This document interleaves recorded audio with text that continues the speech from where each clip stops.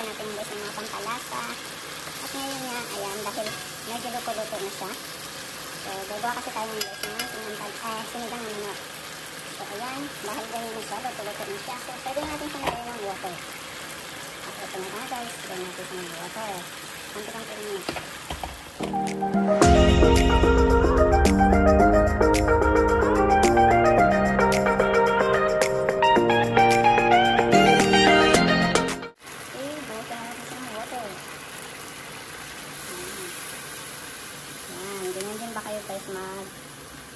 Sinigang o magsabaw ng manok.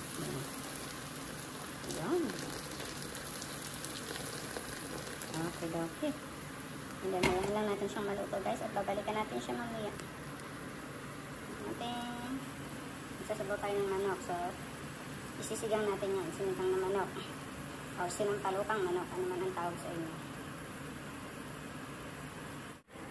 So, ayan guys. Dahil kukulo-kulo na siya.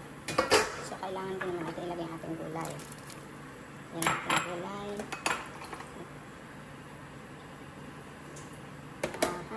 Ilagay natin ang ating kamatis. Ilagay natin ang cubes. So, ayan. Hayaan lang muna ulit natin siyang kumulo bago natin ilagay ang isang gulay.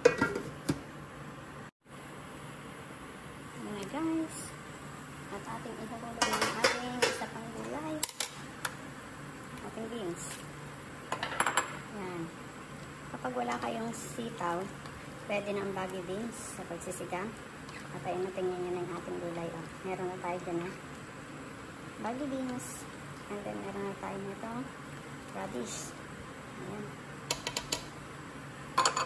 Ano nga ba yung radish sa Tagalog? Ayun, nakalimutan ko na. Ano nga ba ang tawag nito? Ayun, nasa dulo ng pila ko guys. Hindi ko masabi-sabi yung radish sa Tagalog. Comment yun na nga lang dyan guys. Kalimutan ko kung ano na nga ba yun. Ayan. So, ayan lang natin siyang kumulo kasi nilagyan natin ng gulay.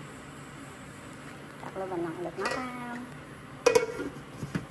So, ayan na guys. Ito na ating pinali.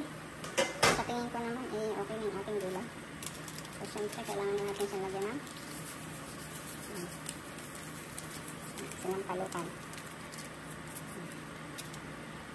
Dahil konti lang, hindi naman natin yung masyadong marami. Kaya, lagyan pa natin ng konti.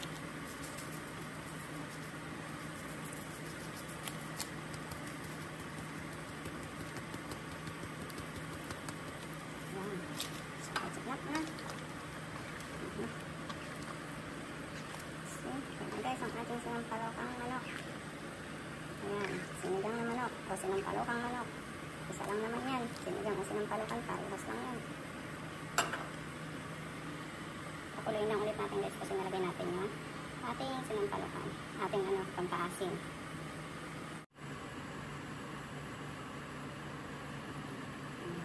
Pakulo lang siya dyan.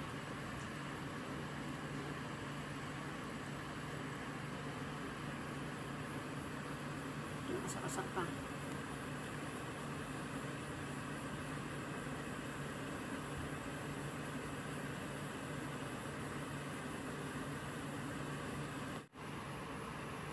yun guys, silipin na natin yung ating sinampalukang manok.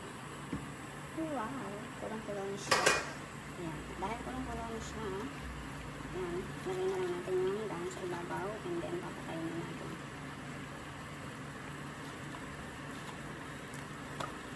Natin yung ating dahon-dahon.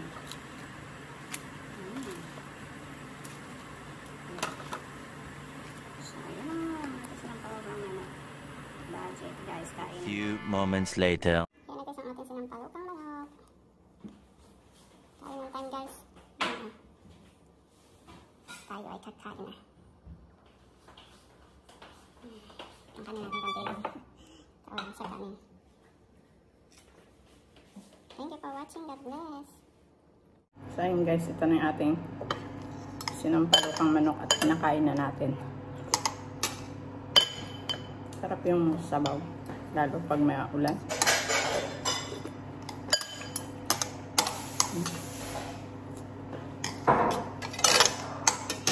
Thank you guys for watching. God bless.